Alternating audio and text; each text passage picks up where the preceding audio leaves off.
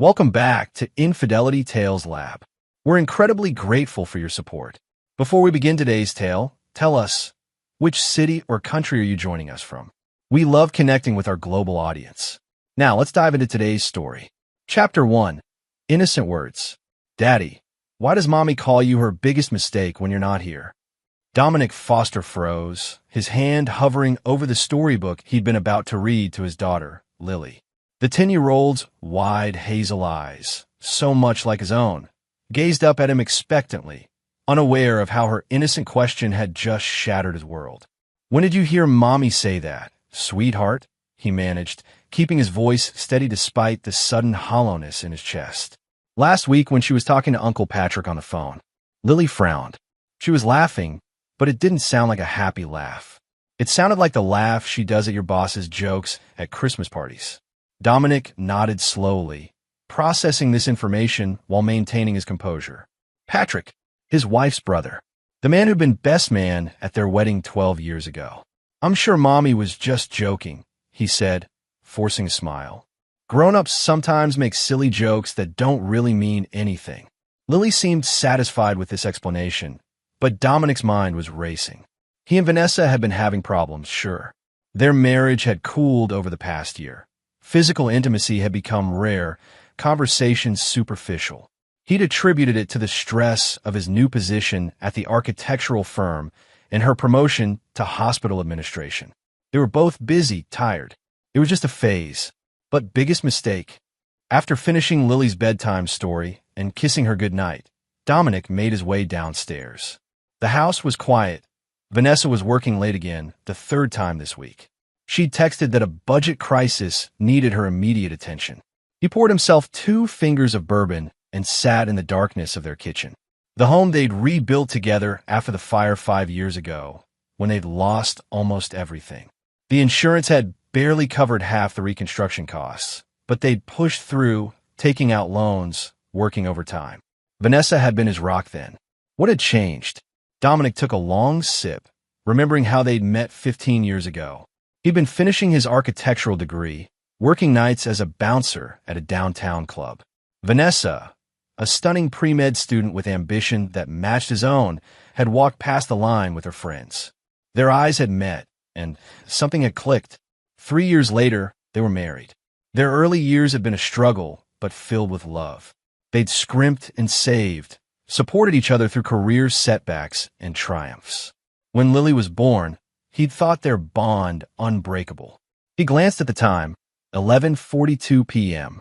Vanessa had said she'd be home by 10. Dominic pulled out his phone, intending to call her, then stopped. Instead, he opened their shared family location app. The dot representing Vanessa's phone wasn't at St. Mary's Hospital. It was across town, in a residential neighborhood he didn't recognize. Something cold settled in his stomach. Rather than confronting her immediately, Dominic decided to wait and watch. He needed more information before jumping to conclusions. Maybe there was an innocent explanation. A colleague's house for an emergency meeting. A friend in need. The front door opened at 12:37 a.m. Vanessa entered, looking tired but strangely energized. Her dark hair was slightly disheveled, her lipstick faded. Budget crisis resolved? Dominic asked casually. Vanessa startled slightly. Oh, you're still up? Yes, finally. Thompson was being impossible about the radiology department allocations. She set down her purse and kicked off her heels. I'm exhausted. Going to take a quick shower and crash. Dominic nodded, noting how she avoided his eyes. I'll be up in a few. After her shower, Vanessa was already pretending to be asleep when he entered their bedroom. Dominic lay beside her, staring at the ceiling, listening to her breathing pattern, too irregular for someone truly asleep. The next morning, while Vanessa took Lily to school, Dominic called his office and took a personal day. For the first time in their marriage, he decided to do something he'd never considered before: investigate his wife. He started with their shared laptop. Vanessa rarely deleted her browsing history. They'd never had secrets before. What he found made his blood run cold. Searches from the past 3 months. How to file for divorce in Illinois. Hidden assets during divorce. How to get full custody in divorce. Divorcing a controlling husband. Dominic sat back, stunned. Controlling? He'd never considered himself controlling. They made decisions together. At least he thought they did. Further searches revealed visits to apartment rental sites, consultations with divorce attorneys, and most disturbing of all, searches about moving out of state with a child after divorce. She was planning to take Lily. Fighting the urge to confront her immediately, Dominic dug deeper. Their banking records showed something even more alarming. Vanessa had been siphoning money from their joint account into a private account he knew nothing about. Small amounts at first, then larger sums. Over $40,000 had disappeared in the past 6 months. Money they'd been saving for Lily's college. Money they discussed investing in their future together. As the day progressed, Dominic's shock transformed into icy determination. He needed to understand the full scope of her betrayal before making his next move. Because now, it wasn't just about their marriage. It was about protecting his daughter and everything he'd worked for. His phone pinged with a location alert. Vanessa had left work early. Again, her location showed somewhere other than the hospital. This time, he decided to see for himself. Chapter 2. The Unraveling. The residential address where Vanessa's phone had been locating belonged to a modern townhouse in an upscale neighborhood. Dominic parked his car at a discreet distance and waited. At 4:37 p.m., his wife emerged from the front door. She wasn't alone. The air left Dominic's lungs as he watched his brother, Neil, follow her outside. Neil, younger by 3 years, always living in Dominic's shadow, always envious of his accomplishments. The same brother who'd lost his architectural license 2 years ago after a scandal involving misappropriated client funds. The brother Dominic had defended to the firm's partners, vouching for his character. They didn't embrace or kiss outside. Too careful for that, but the intimacy between them was unmistakable in their body language. The way Neil's hand lingered on Vanessa's lower back. The familiar way she adjusted his collar. Dominic's phone camera captured it all from a distance. Evidence. That night, after tucking Lily in, he returned to their laptop while Vanessa was soaking in the bath. What he found in her email exchanges with Neil made him physically ill. Dom's completely oblivious. He's so wrapped up in his precious career, he doesn't even see what's happening right under his nose. Once the divorce is final, we'll have enough to start over somewhere new. Somewhere he can't interfere. I've been talking to a firm in Colorado. Lily will adjust. Children are resilient. And honestly, she needs a father figure who's actually present. The messages dated back 14 months, around the time Neil had come to stay with them after losing his license and apartment. Dominic had offered his brother a place to stay while he got back on his feet.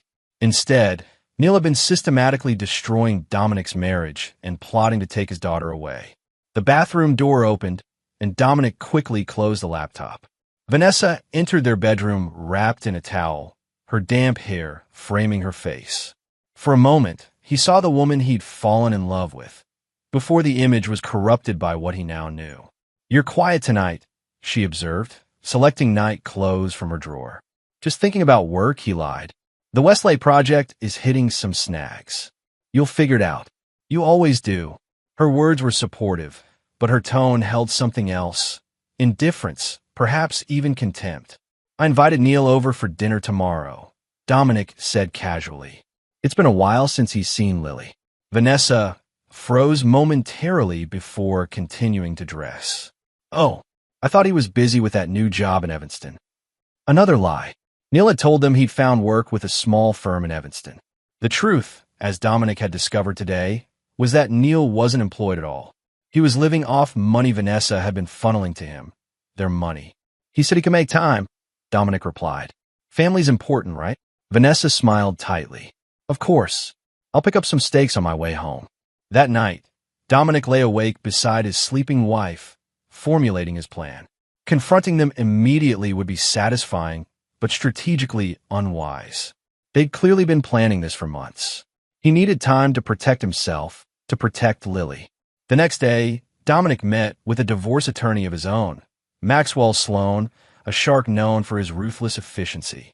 Sloan listened carefully to Dominic's situation, reviewing the evidence he'd gathered.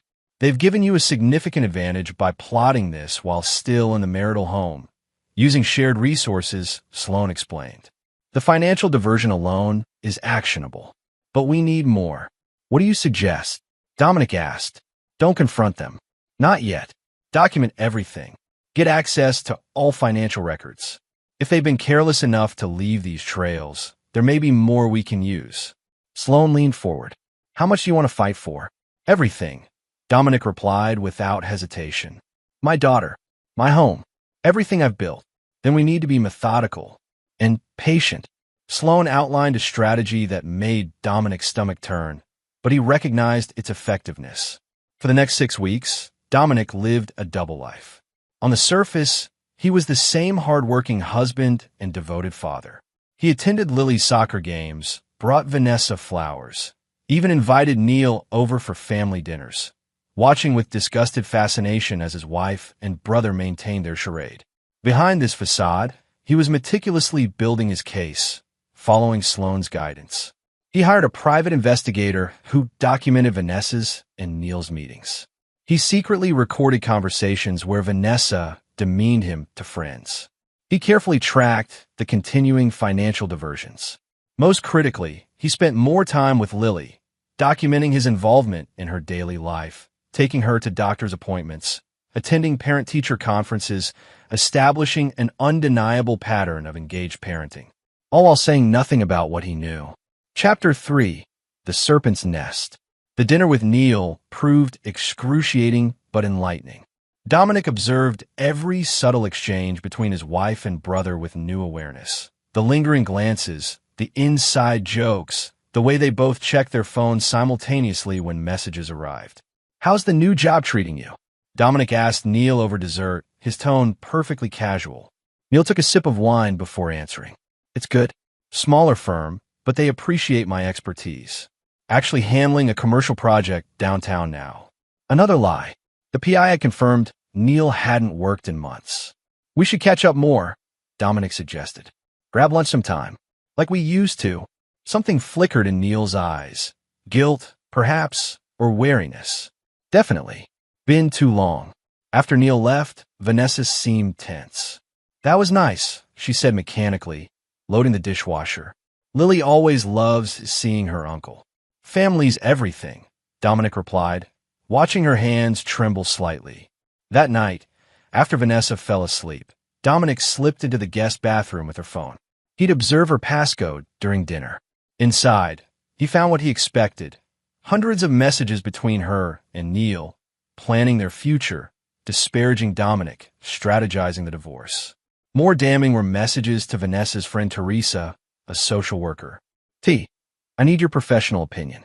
Would it help the custody case if I documented Dom's anger issues? He doesn't actually have any, but I could start keeping a journal. The response had been immediate. Don't fabricate evidence. That'll backfire spectacularly if discovered. Judges hate that.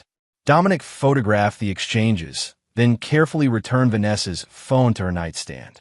A cold rage had replaced his initial heartbreak. They weren't just planning to leave him. They were plotting to destroy him, to take his daughter, to rewrite the narrative of who he was. As the weeks progressed, Dominic expanded his investigation. He discovered that Neil had convinced Vanessa to invest in a business opportunity. $25,000 of their savings transferred to an LLC that existed only on paper. The money had actually gone toward a down payment on a house in Boulder, Colorado, where they apparently planned to relocate. He learned that Vanessa had been telling friends and colleagues carefully crafted stories about their marriage, painting Dominic as emotionally distant, occasionally volatile, increasingly controlling, setting the stage for her departure while preserving her image. Most sickeningly, he discovered that Neil had been building a relationship with Lily behind his back, taking her for ice cream after school when Vanessa arranged it, telling her stories about Colorado and how much she'd love the mountains, quietly undermining Dominic's role in her life. Through it all, Dominic maintained his facade. He even initiated sex with Vanessa twice, encounters she couldn't reasonably refuse without raising suspicion, though her reluctance was palpable. Afterward, he'd seen her texting Neil from the bathroom, presumably explaining, apologizing. The performance was exhausting but necessary. Each day brought new revelations, new betrayals to process while smiling across the breakfast table, asking about her day, discussing Lily's school projects. During this time, Dominic reconnected with an old friend from college, Meredith Weiss, now a forensic accountant. Without revealing the full situation, he asked her to review some concerning transactions he'd noticed in their accounts. Meredith's analysis went beyond what Dominic had already discovered. She found evidence that Vanessa had been systematically inflating their tax deductions for years, putting them at risk for an audit. She also identified unusual patterns suggesting Vanessa might have been diverting funds even longer than he'd realized. Dom, whoever's doing this isn't just taking money. They're creating serious liability for you, Meredith warned. As the primary breadwinner whose name is on most of these accounts, you'd be the one facing consequences. This revelation accelerated Dominic's timeline. With Sloane's guidance, he began quietly securing his assets, documenting the fraudulent activity while ensuring he maintained clean hands. He opened new accounts in his name only, transferred his personal belongings of value to a secure storage unit, and backed up all evidence to servers Vanessa couldn't access. He also started recording his interactions with Lily, bedtime stories, homework help, playground visits, creating an undeniable record of his role as a loving, involved father. 5 weeks into his silent vigil, the expected trigger finally came. Dominic returned from work to find Vanessa looking resolute, Lily nowhere to be seen. "She's at my mother's for the night," Vanessa said without preamble. "We need to talk." Dominic set down his briefcase. "Sounds serious." "I'm not happy, Dom. Haven't been for a long time." Her delivery sounded rehearsed, emotionless. "I think we need to consider separating." He nodded slowly, maintaining his bewildered expression. "This seems sudden. Is there someone else?" The flash of panic in her eyes was almost satisfying. "No, this is about us, our relationship. We've grown apart." "I see." He sat heavily on the couch, playing his role. "Can we try counseling? For Lily's sake, if nothing else." "I've been in individual therapy for months," she countered. "My therapist thinks a clean break will be healthier for everyone, including Lily." Another lie. There was no therapist. Just Neil, coaching her through this conversation. "I need time to process this," Dominic said, his voice deliberately shaky. Vanessa nodded, her rehearsed compassion almost convincing. "Take whatever time you need, but I've made my decision." 1 week later, right on schedule, Dominic was served divorce papers at his office, timed, he was certain, to maximize his professional embarrassment. The petition painted him as a neglectful husband and father, requested primary custody for Vanessa with reasonable visitation for him, and demanded substantial alimony despite her comparable salary. That evening, following Sloane's instructions, Dominic didn't return home. Instead, he checked into a hotel and waited for the panic calls from Vanessa. "Where are you?" "Lily's asking for you," she demanded when he finally answered. "I needed space after being blindsided today," he replied calmly. "The allegations in those papers, they're not just seeking divorce, Vanessa. They're character assassination." "Don't be so dramatic," she snapped. "It's standard language." "Is asking for full custody of our daughter standard language?" Her voice softened to the manipulative tone he now recognized. "Dom, be reasonable. With your work schedule, you know Lily needs stability." "We'll see what the judge thinks," he answered before hanging up. The next morning, Dominic arrived at the offices of Harwood and Sloane with a thumb drive containing 6 weeks of meticulously gathered evidence. Maxwell Sloane reviewed it with increasing interest. "They made a critical error serving you first with these outlandish claims," Sloane noted. "It gives us the perfect opening for our counterpetition." Dominic nodded grimly. "When do we file?" "Tomorrow morning. I want Vanessa's lawyer to have exactly 1 day to feel smug." Sloane's thin smile held no warmth. "By this time tomorrow, he'll be physically ill when he sees what's coming." Chapter 4, Counterstrike. Dominic watched from across the street as a courier delivered their counterpetition to the offices of Gregory Walsh, Vanessa's attorney. Through the glass frontage, he could see the moment the documents were handed to Walsh himself, a florid man with an expensive suit and a reputation for showmanship rather than substance. The initial filing had been calculating in its timing. Sloan had arranged for it to arrive at 4:45 p.m. on Friday, giving Walsh just enough time to review the explosive contents, but not enough time to formulate a coherent response before the weekend. Dominic's counterpetition wasn't just a response. It was a comprehensive dismantling of Vanessa's narrative. It included forensic financial reports documenting Vanessa's systematic diversion of marital assets, timestamped location data showing her whereabouts during claimed work emergencies, transcripts of recorded conversations between Vanessa and friends discussing her plans, text and email exchanges between Vanessa and Neil dating back 14 months, documentation of fraudulent tax filings that put the family at legal risk, evidence of Vanessa and Neil's planned relocation to Colorado, a child psychologist's preliminary assessment of Lily's strong attachment to Dominic, character statement from Lily's teachers, coaches, and parents of her friends attesting to Dominic's active involvement in her life. Most devastating was the inclusion of timestamped video showing Neil and Vanessa discussing their plans to make Dom look unstable to strengthen their custody case. As expected, Walsh called Sloan within 30 minutes of receiving the counterpetition.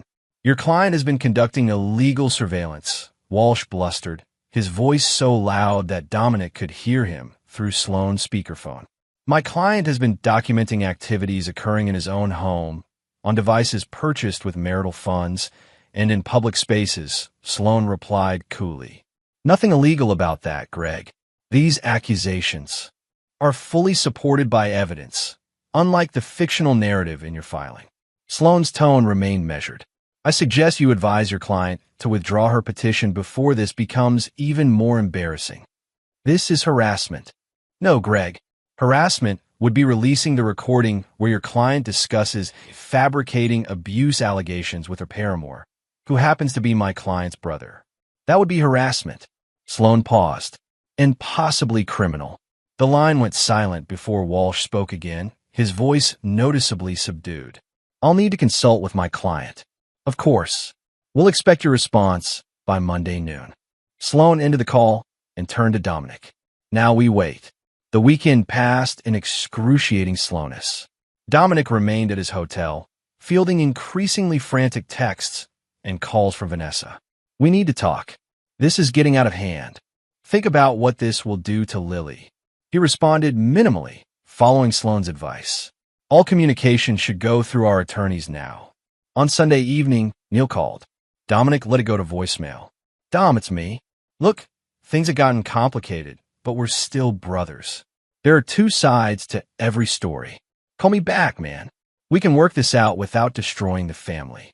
Dominic listened to the message twice, marveling at his brother's audacity. The man who had systematically betrayed him, planned to take his daughter, and conspired to destroy his reputation was now appealing to family loyalty. Monday arrived with the expected call from Sloan. Walsh wanted a meeting. Off the record, all parties present. Sloan sounded satisfied. "They're scared." Good. Dominic had moved beyond anger to a cold, focused clarity. "When?" "Tomorrow morning." "My office." Sloan paused. "You should know. They've asked if Neil can attend." Dominic considered this. "Perfect. I want to see his face." The meeting was set for 10 a.m. Dominic arrived early, dressed in his best suit, projecting calm authority despite the storm of emotions beneath. Sloan greeted him with uncharacteristic warmth. "Remember, no matter what they say or how they try to provoke you, maintain your composure," Sloan advised. "Your self-control is your greatest weapon now." At precisely 10, Walsh arrived with Vanessa and Neil in tow. Vanessa looked like she hadn't slept, her usual polished appearance frayed at the edges. Neil couldn't meet Dominic's eyes. "Before we begin," Walsh started, "I want to emphasize that this is an informal discussion. Nothing said here is binding." "Understood," Sloan replied. "Though I should mention that my client has authorized me to record this meeting for his records." Walsh looked uncomfortable but nodded. They settled around the conference table, Dominic and Sloan on one side, the others facing them. "Mr. Foster," Walsh began, addressing Dominic directly, Despite the contentious nature of the current filings, we believe there's still opportunity for an amicable resolution. Dominic remained silent, waiting. My client is willing to withdraw certain claims in her petition in exchange for a more equitable distribution of assets and a reasonable custody arrangement. Sloan smiled thinly. Define equitable and reasonable. Walsh cleared his throat. 50-50 asset division and joint custody, with Lily's primary residence remaining with her mother. No. Dominic spoke for the first time, his voice steady. Vanessa leaned forward. Dom, be sensible. This fighting isn't good for anyone, especially Lily. You should have considered that before you and my brother planned to take her to Colorado. Dominic's gaze was unflinching. Before you diverted our daughter's college fund. Before you discussed fabricating abuse allegations. Neil finally spoke. It wasn't like that, Dom. You're twisting things. Am I? Dominic slid a folder across the table. These are transcripts of your conversations. Verbatim. Page 16 might interest you particularly. Walsh intercepted the folder, scanning the contents with increasing alarm. He whispered something to Vanessa, whose face blanched. Here's what's going to happen, Dominic continued calmly. Vanessa will withdraw her petition entirely. We will file an uncontested divorce with terms that I dictate. I will retain primary custody of Lily. Vanessa will have visitation rights contingent upon her remaining within 50 miles of our current residence. That's outrageous, Walsh sputtered. I'm not finished. Dominic's voice remained measured. Vanessa will return all diverted funds to our joint accounts before distribution. She will assume full responsibility for any tax liabilities resulting from her fraudulent filings. And she will relinquish any claim to our home. Or what? Vanessa demanded, color returning to her face.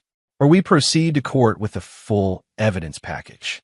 Dominic gestured to the much thicker folder Sloan placed on the table, including the criminal implications. You put Lily through that, Vanessa challenged. I'm protecting Lily, Dominic corrected. From parents who conspire to use her as a pawn. From a mother willing to fabricate abuse allegations. From an uncle who encourages her mother to commit fraud. Neil stood abruptly. This is bullshit. You can't prove. Actually, Sloan interjected, we can prove all of it.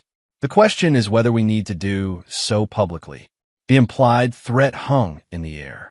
Walsh whispered urgently to Vanessa, who appeared increasingly distressed. You have until Friday to accept these terms, Dominic concluded, standing. After that, we proceed to full discovery and trial. As they left the conference room, Dominic heard Neil's voice behind him. You smug bastard. You think you've won? Dominic turned slowly. No, Neil. I think you and Vanessa lost the moment you decided to betray me. I'm just establishing the cost. Chapter 5. Ripples and Waves. The fallout from a meeting was immediate and far-reaching. By Wednesday, rumors had spread through their social circle. Friends called Dominic with confused questions. Vanessa's parents, who had always treated Dominic like a son, left a heartbroken voicemail asking what was happening. Neil's former colleagues contacted Dominic expressing shock at the brothers' estrangement. Through it all, Dominic maintained strict privacy about the specifics, simply stating that personal matters are being handled through appropriate channels. This measured response contrasted sharply with Vanessa's emotional outbursts to friends and family, painting herself as the victim of Dominic's vengeful obsession and controlling behavior. The most difficult aspect was Lily. During his scheduled time with her, Dominic noticed subtle changes in her behavior. Excessive politeness, careful questions, an underlying anxiety that broke his heart. Are you and Mommy getting a divorce? She asked during their pizza dinner, her voice small. Dominic set down his slice and took her hand. Yes, sweetheart. I'm sorry, but we are. Her lower lip trembled. Is it because of what I told you? About Mommy calling you a mistake? Absolutely not, Dominic said firmly. What's happening between Mommy and me is grown-up stuff that started long before that. None of this is your fault. Not one bit. Uncle Neil says that sometimes daddies get really angry during divorces, and that's why kids have to go live with their mommies. The calculated manipulation in this statement made Dominic's blood boil, but he kept his expression gentle. That's not true for us. I'm not angry at you, not ever.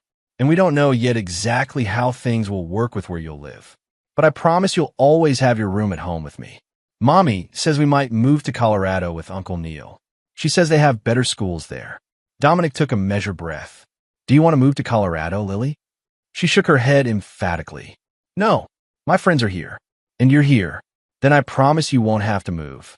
It was a promise Dominic intended to keep at any cost. That evening, after returning Lily to Vanessa, who refused to make eye contact with him, Dominic received an unexpected visit from Vanessa's father, Richard Montgomery. Richard had been a circuit court judge before retirement, and Dominic had always respected his principled, straightforward nature. I need to understand what's happening, Richard said as Dominic let him in. Vanessa tells one story. Neighborhood gossip suggests another. I want the truth. Dominic poured them both scotch. I can't discuss specifics while legal proceedings are ongoing. Cut the crap, son. Richard's weathered face showed both anger and pain. This is family. My daughter and my granddaughter are involved. Level with me. After a long moment, Dominic opened his laptop. I can't tell you, but I can show you. For the next hour, Richard reviewed selected evidence, enough to understand the situation without delving into the most intimate betrayals. As he read, his expression shifted from skepticism to shock to profound disappointment. I didn't raise her to be this person, he finally said, his voice hollow. None of us are who we thought we were, Dominic replied quietly. I never imagined being this person either, gathering evidence against my wife, preparing for court battles over my daughter. Richard closed the laptop. What do you want, Dom? Really want? To protect Lily. To keep what I've built. To not be erased from my daughter's life. The older man nodded slowly. I'll talk to Vanessa. Not about what I've seen. She wouldn't forgive that breach, but about the reality of her situation. He stood to leave. For what it's worth, I'm sorry. You deserve better from my daughter, and from that brother of yours. The next morning, Dominic received a text from Vanessa. We need to talk. Just us. No lawyers. Following Sloane's advice, Dominic agreed to meet in a public place, a coffee shop downtown. Vanessa was already waiting when he arrived, looking both defiant and frightened. My father came to see me last night, she began without preamble. Dominic sipped his coffee. He came to see me too. He wouldn't tell me what you showed him, but he made it clear my legal position is precarious. Her voice hardened. That was a low blow, involving my parents. I didn't involve them. You did that when you started lying to them about our marriage. Dominic set down his cup. What do you want, Vanessa? I want this to stop before it destroys everyone, before it damages Lily permanently. She leaned forward. I'm willing to compromise. Joint custody. Equal time. I'll stay in Chicago. And Neil. Her hesitation told him everything. That's complicated. No, it's actually very simple. Dominic's voice remained calm. You chose my brother over our family. You plotted to take my daughter across the country. You stole from our accounts. You considered fabricating abuse allegations. Those decisions have consequences. You're punishing me for falling in love, Vanessa countered. I'm holding you accountable for betrayal, theft, and conspiracy. Dominic stood. The terms I offered remain on the table until tomorrow. After that, we proceed to court. You'll regret this, Dom. Her voice trembled with rage. You think you have it all figured out, but you haven't seen what I'm capable of when cornered. Dominic looked at her, truly looked at the woman he'd loved for 15 years, the mother of his child, and felt nothing but a profound, aching sadness. That's where you're wrong, Vanessa. I've seen exactly what you're capable of. That's why we're here. Friday morning brought no acceptance of terms. Instead, Dominic received news from Sloane that Vanessa had fired Walsh and hired Belinda Morris, a notoriously aggressive divorce attorney known for her scorched earth approach. They're choosing war, Sloane confirmed, sounding almost pleased at the challenge. Morris has requested an emergency hearing for temporary custody, claiming you've been intimidating and coercing Vanessa. Dominic wasn't surprised. What's our count to move? We were prepared for this. The judge assigned to your case is Eleanor West.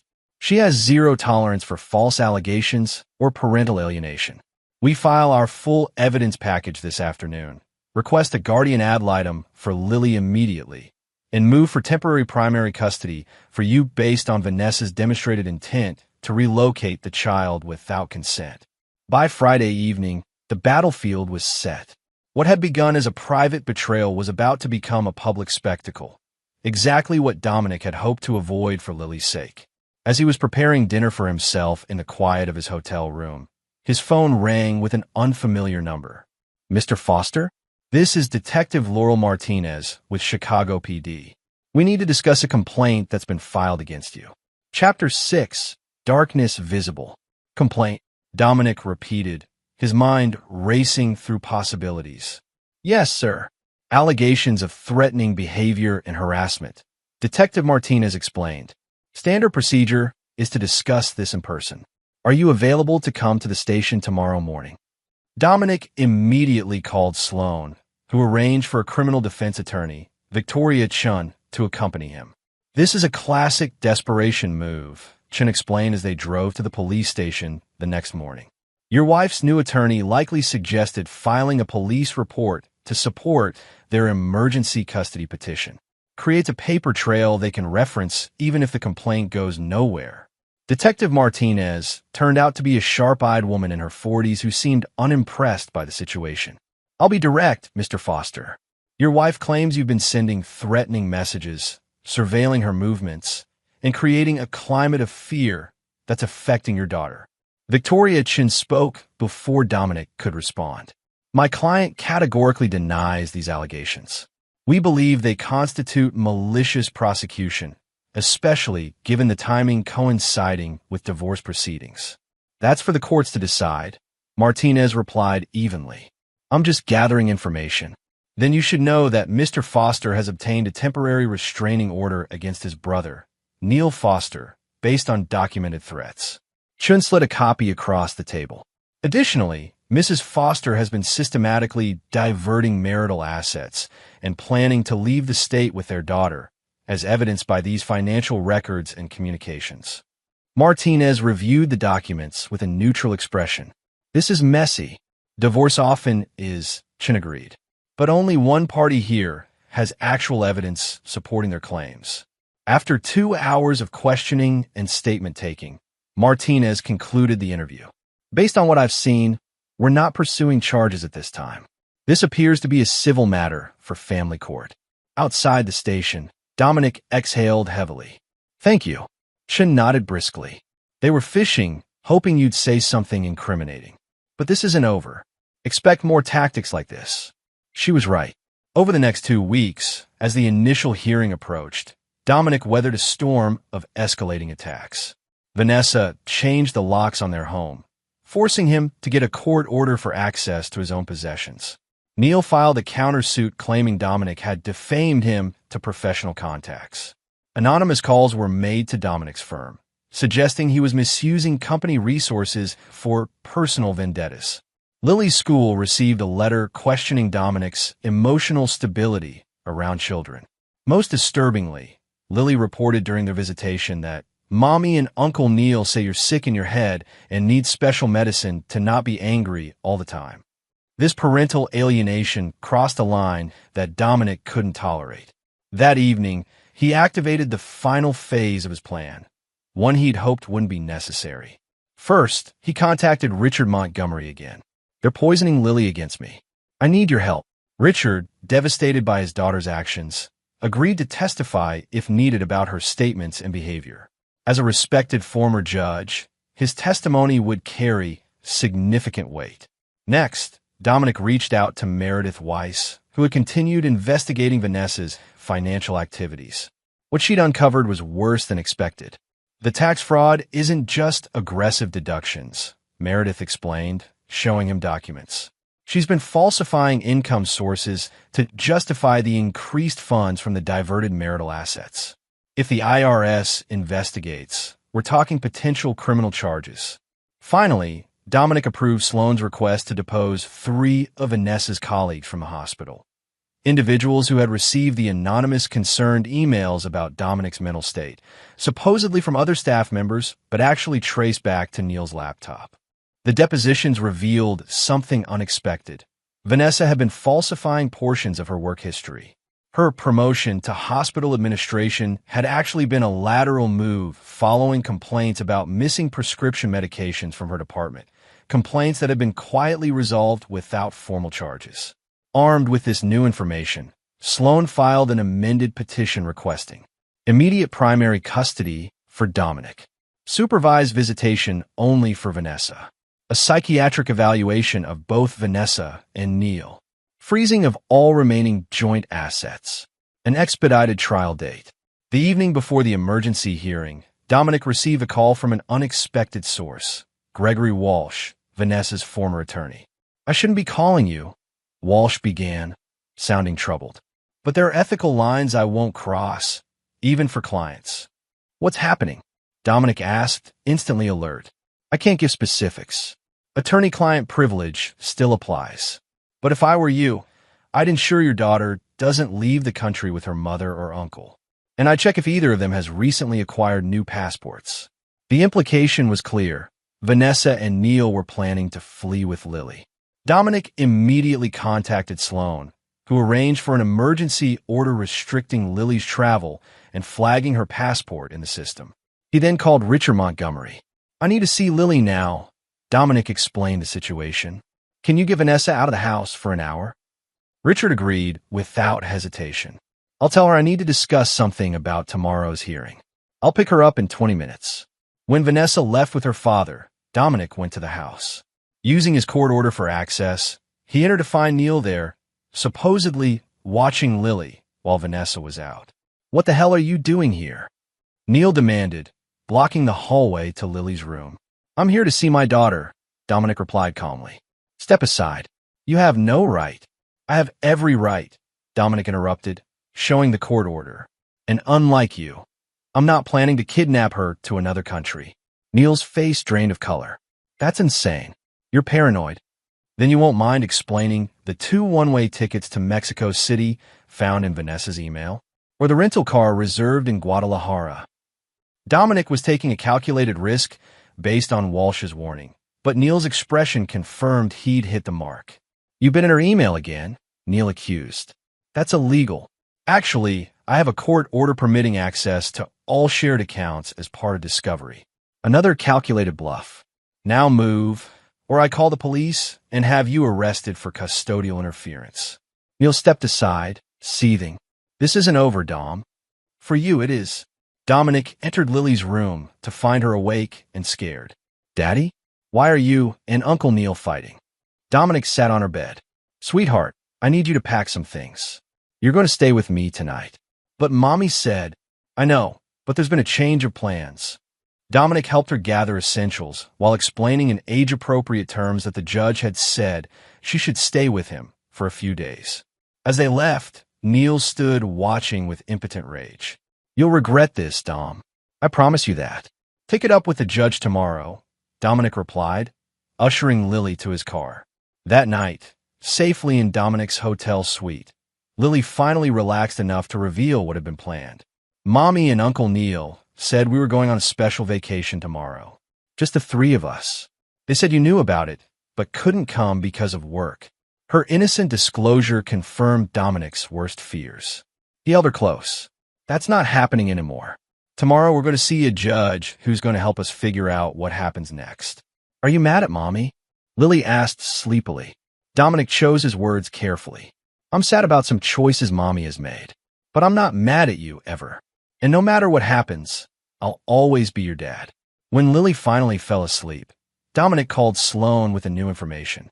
Then he contacted Detective Martinez, who agreed to meet them at the courthouse the next morning.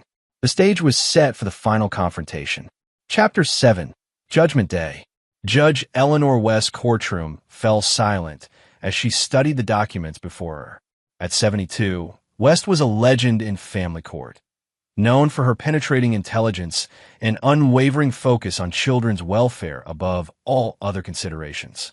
On one side of the courtroom sat Dominic with Sloan and Sean. On the other, Vanessa looked pale and frightened beside Belinda Morris. Neil was conspicuously absent.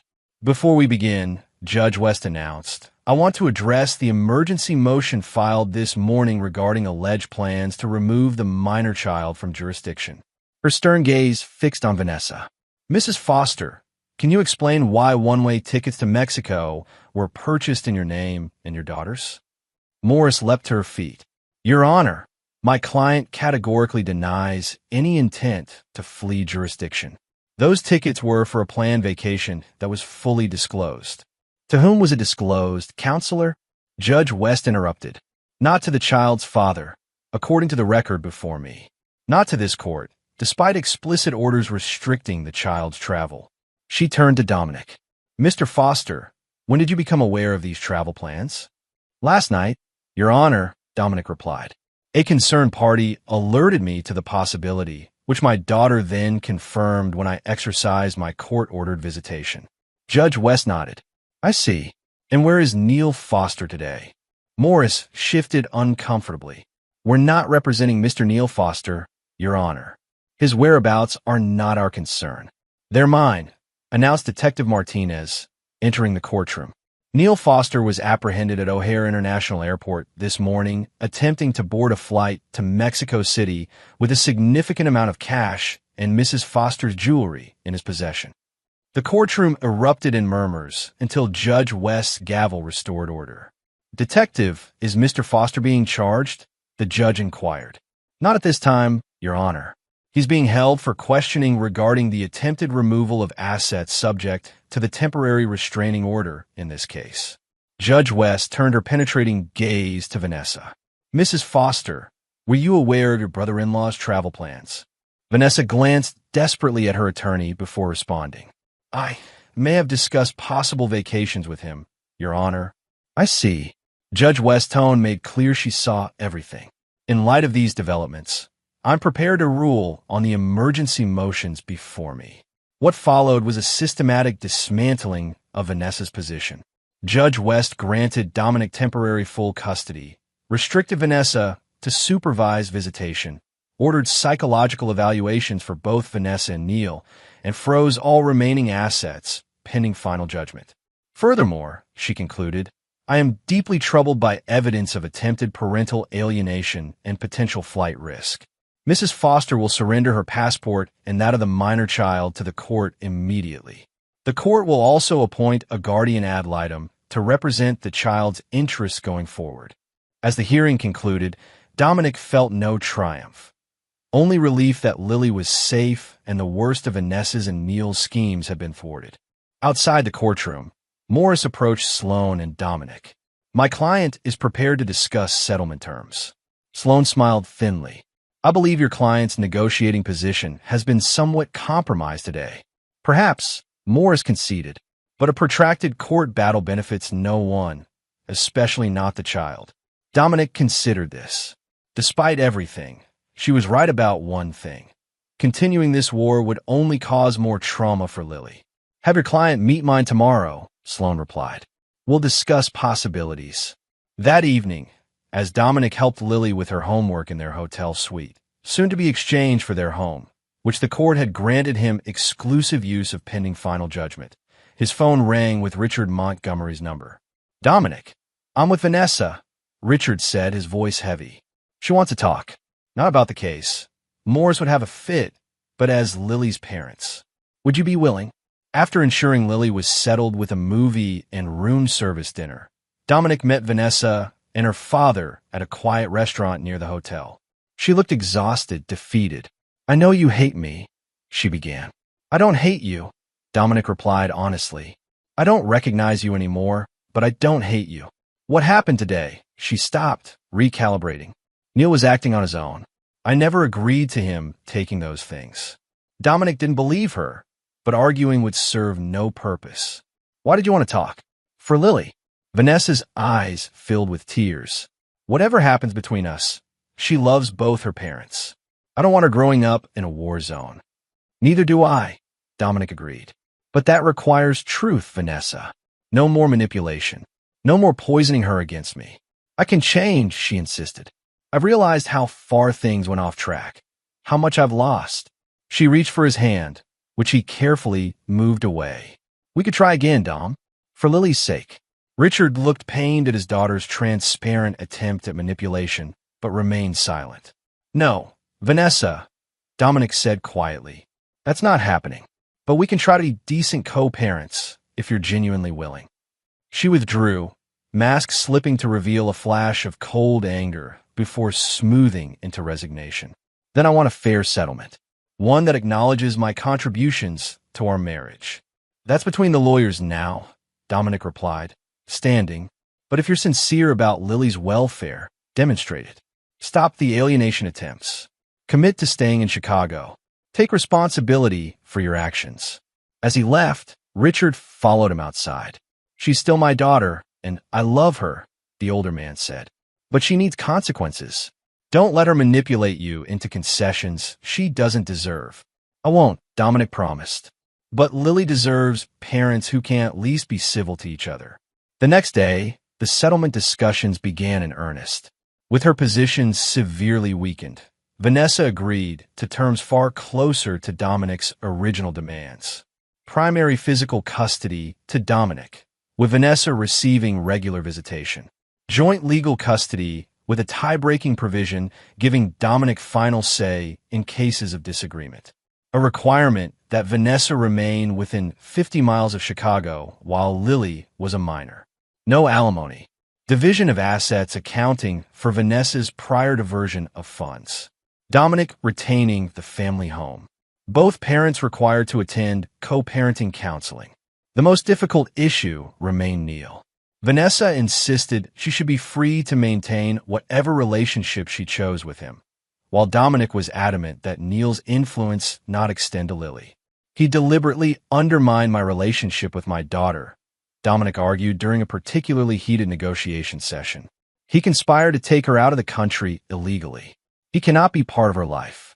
The compromise, reluctantly accepted by Vanessa, was that Neil would have no contact with Lily without Dominic's express written permission, a provision that could be revisited after 2 years if Neil completed therapy and demonstrated changed behavior. By the end of the week, the settlement was finalized. What had begun as a vicious court battle ended with signatures on documents and the formal dissolution of a 15-year marriage. As Dominic signed the final page, he felt no sense of victory, only the weight of what had been lost and the responsibility of what remained, raising Lily in the aftermath of this upheaval. Chapter 8: Aftershocks. 3 months after the divorce was finalized, Dominic and Lily had established a new routine in their home. The initial transition had been difficult. Lily's confusion and emotional volatility required patience and consistency, but gradually, stability returned. Vanessa maintained her visitation schedule with surprising reliability. The supervised visits had been lifted after her psychological evaluation found no immediate concerns, though the therapist noted narcissistic tendencies and difficulty accepting responsibility for her actions. Neil had left Chicago after the court proceedings, reportedly moving to Seattle. He and Dominic had not spoken since the confrontation in their home the night Dominic took Lily to safety. Professional consequences had emerged for both Vanessa and Neil. The hospital administration, concerned about potential liability from Vanessa's documented pattern of deception, had placed her on probationary status. Neil, whose architectural license was already compromised, found himself essentially unemployable in the Midwest after word of his behavior spread through professional circles. Dominic himself faced challenges rebuilding. Though his firm had supported him through the divorce crisis, the emotional toll had affected his work. He took a brief sabbatical to focus on Lily and his own recovery, working with a therapist to process the betrayal and forge a path forward. Most surprising was the realignment of relationships around them. Vanessa's parents, Richard and Margaret, maintained their close relationship with Dominic and Lily, often visiting for Sunday dinners. Initially to Vanessa's fury, though she eventually accepted the reality that her parents refused to sever ties with their granddaughter or former son-in-law. Friends had similarly redistributed their loyalties, many shocked by the revelations about Vanessa's and Neil's behavior. Some mutual friends pulled away from both Dominic and Vanessa, uncomfortable with taking sides. Others rallied around Dominic, offering support and practical help with Lily. Meredith Weiss, whose forensic accounting had proved crucial to Dominic's case, became a particularly close friend. Her intelligence and straightforward manner provided a refreshing contrast to the emotional chaos of the past year. Though Dominic wasn't ready for any romantic involvement, her presence in his and Lily's life became a source of stability. 6 months after the divorce, Dominic received an unexpected email from Neil. "Dom, I've been in therapy. Part of my recovery is making amends where possible. I know you probably don't want to hear from me, and I don't expect forgiveness. But I need to acknowledge what I did. Since childhood, I've resented your success, your confidence, everything that came so naturally to you and so difficultly to me. When my career imploded, that resentment turned toxic. Vanessa and I connected over our shared feelings of being overlooked in your shadow. What started as commiseration evolved into something destructive. That doesn't excuse what we did. Nothing could. The plot to take Lily, the financial deception, the attempts to destroy your reputation. It was all inexcusable. I'm not asking to be part of your life again. I understand that bridge is burnt. I just wanted you to know that I recognize the harm I caused and am trying to become someone who wouldn't do those things. Neil." Dominic read the email multiple times, emotions cycling between anger, skepticism, and a small, unexpected flicker of relief that his brother acknowledged the reality of what had happened. He saved the email, but didn't respond. Some wounds were too deep for words to bridge, at least for now. Meanwhile, Lily continued to adapt and heal.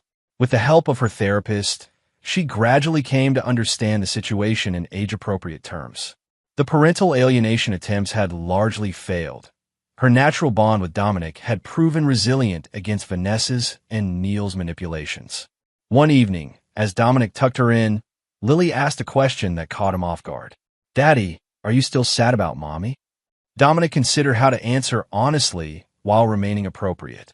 "I'm sad about what happened to our family," he finally said. "But I'm not sad every day anymore. And I'm never, ever sad that I have you."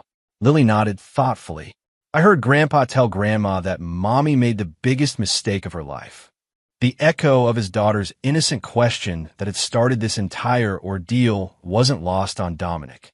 How differently he might have responded had he dismissed her words that night, had he confronted Vanessa immediately, had he not discovered the full extent of the betrayal. "Everyone makes mistakes, Lily," he said carefully. "What matters is how we learn from them. Is that why you don't hate Mommy?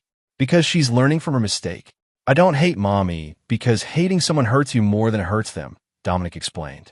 "And because no matter what happened between us, she gave me you, and you're the best thing in my life." This answer seemed to satisfy her. As she drifted off to sleep, Dominic reflected on how fundamentally his worldview had changed. The man he'd been a year ago, trusting, perhaps naive, certain of his place in the world, was gone. In his place was someone more cautious, but also more resilient, more attuned to protecting what mattered most. 8 months after the divorce, Vanessa requested a meeting outside their co-parenting counseling sessions. They met at a neutral coffee shop, the awkwardness between them still palpable, but less raw than before. "I've been offered a position at Northwestern Memorial," she said without preamble. "Better salary, more responsibility. Still within the radius specified in our agreement." "Congratulations," Dominic replied, meaning it. Vanessa working and advancing in her career was better for everyone, including Lily. "I've also been seeing someone," she continued, watching for his reaction. "Not Neil, a doctor from my department. I wanted you to hear it from me before Lily mentions it." Dominic nodded, surprised to feel nothing beyond mild curiosity. "Is it serious?" "It could be." She hesitated. "I've told him everything. About what happened, what I did. He knows I'm in therapy working on my issues." "That's good, Vanessa." The response was automatic, but not insincere. She studied him for a moment. "You've moved on, haven't you? Not just dating someone else, but actually moved past us." "I had to," Dominic said simply. "For Lily.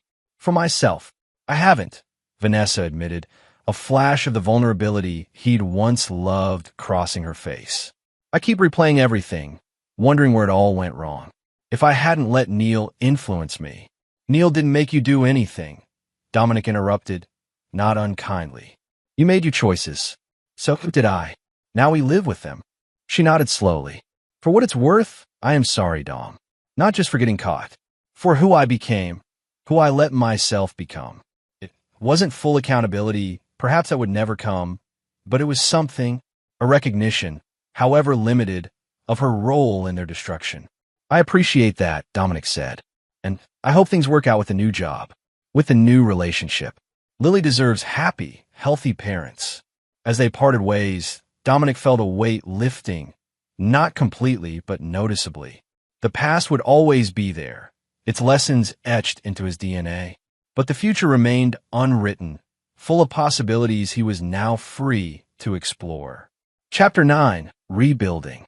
1 year after the innocent question that had unraveled his life, Dominic stood in the backyard of his home, truly is now, in both legal and emotional terms, watching Lily chase fireflies in the summer twilight. Her laughter, once rare in the aftermath of a divorce, had returned in full force, a testament to children's remarkable resilience when provided stability and love. The year had brought unexpected developments. Dominic's career had not just recovered but flourished. His firm had made him a full partner, impressed by his handling of professional responsibilities despite personal turmoil. The promotion came with greater creative control and financial security that benefited both him and Lily. Vanessa had settled into her new position at Northwestern Memorial and maintained consistent, if somewhat formal, co-parenting cooperation. Her relationship with the doctor had progressed to engagement, which had initially triggered some confusion for Lily, but had ultimately provided additional stability in her mother's household. Neil remained in Seattle, sending occasional updates on his therapy progress and career rebuilding efforts. Dominic had finally responded to one such email with a brief but civil message, not offering forgiveness, but acknowledging Neil's efforts to change. For Lily's sake, he was willing to leave the door slightly ajar for eventual reconciliation, though true trust seemed impossible to restore. Most significantly, Dominic's friendship with Meredith had evolved gradually into something deeper. They had moved cautiously, both aware of the delicate balance required when children were involved. Lily, after initial wariness, had warmed to Meredith's straightforward kindness and genuine interest in her world. Tonight, they were hosting a small gathering. Meredith, Richard and Margaret Montgomery, and a few close friends who had stood by Dominic through the worst of times. It was a celebration of sorts, marking not just the year's passage, but the construction of a new life from the rubble of the old. As guests arrived and conversation flowed, Dominic found himself on the deck with Richard, watching as Meredith helped Lily capture fireflies in a jar, explaining how they produce their light. "She's good with Lily," Richard observed. "She is," Dominic agreed. "Patient, honest, no games." The older man nodded. "You know, when Vanessa was a child, I worried constantly about protecting her from harm. I never considered I should worry about the harm she might cause." He sighed. "Parents want to believe the best of their children." "Understand that now," Dominic said, watching Lily's joy as a firefly lit up in her jar before she released it. "There's nothing I wouldn't do to protect her." "You already proved that," Richard reminded him, "when it mattered most." The evening progressed with easy conversation and shared meals, so different from the tense family gatherings of the marriage's final years. As twilight deepened into night, Lily fell asleep on the porch swing, exhausted from play and excitement. Dominic carried her upstairs to bed, this routine now a cherished anchor in both their lives. As he tucked her in, Lily stirred slightly. "Daddy," she murmured sleepily. "Yes, sweetheart. Are you happy now?" The question, like so many from children, cut straight to the heart of things. Dominic considered it seriously. "Yes," he answered truthfully. "I am happy now." "Me too," Lily whispered before drifting back to sleep. Downstairs, the gathering was winding down. Meredith lingered, helping clear dishes and put away leftovers with the comfortable familiarity of someone finding their place. "Penny for your thoughts," she said, noticing Dominic's contemplative mood. "Just thinking about how different everything is from a year ago," he replied. "How completely life can change from a single question." "For better and worse," Meredith agreed. "Though I have to say, from my perspective, some good came from it all." She smiled, the directness that had first drawn him to her evident in her gaze. "Definite bright spots," Dominic concurred, pulling her close. Later, after Meredith had gone home, they were taking this new phase slowly, mindful of Lily's adjustment. Dominic sat alone on his deck. The night was clear, stars visible despite the city lights, a reminder of how beauty persisted even in darkness. He thought about the journey of the past year, from betrayal to survival to rebuilding. The pain hadn't disappeared entirely. It had transformed into something else. Wisdom, perhaps, or simply a deeper appreciation for genuine connection. His phone buzzed with a text from Vanessa. Lily forgot her science project materials here. I could drop them off tomorrow before school. A year ago, such a message would have triggered a cascade of emotions. Anger, suspicion, hurt. Now it was simply co-parenting logistics. Progress. Dominic typed a brief reply. Thanks. We'll be ready at 7:30. He set the phone down, gazing up at the stars. The question that had started everything. Daddy, why does Mommy call you her biggest mistake when you're not here? No longer held power over him. What Vanessa considered her biggest mistake had become his unexpected liberation. From the ashes of betrayal, he had built something new. Not perfect, not without challenges, but authentic and, increasingly, filled with joy. As he finally went inside, locking up the home that sheltered his sleeping daughter, Dominic recognized that true revenge hadn't come from the legal victories or the exposed deceptions. It had come from refusing to be destroyed by betrayal, from building a life so full and genuine that the people who had tried to destroy him became increasingly irrelevant to his happiness. That, he realized, was the most profound victory of all. And there you have it. Another story comes to an end. What did you think? I'd love to hear your thoughts in the comments below. If you enjoy this story, consider joining our community by subscribing. It means the world to us. For more stories like this one, check out the recommended videos on screen. And I'll see you there.